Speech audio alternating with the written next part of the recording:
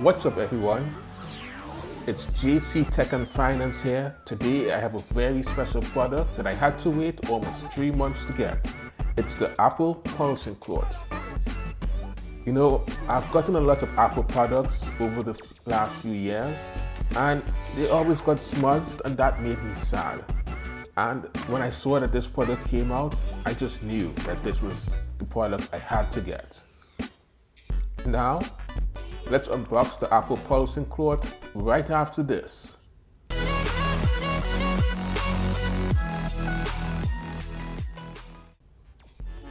Welcome back. So, let's begin the unboxing process. As is typical for Apple products, it has the tab to just pull. And then we open. And inside we have the cloth. And pretty unusual for Apple products, there aren't any regulatory materials. Put this aside. Now the cloth is grey and it has 2 layers. Oh, I guess I was wrong. It did come with a card. Let's put this aside. As I was saying, it has 2 layers and it has a flatter edge around that holds the 2 layers together. An Apple logo sits on the lower right hand side. To my fingers, it feels a little grippy.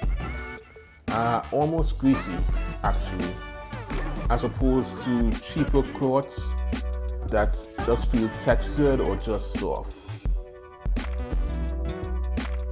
I think this different texture prevents it from damaging those nano texture monitors that Apple sells.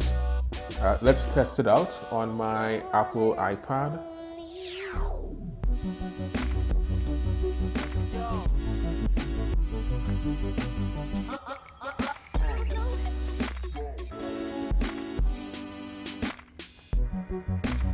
It definitely looks much better than it did without using this.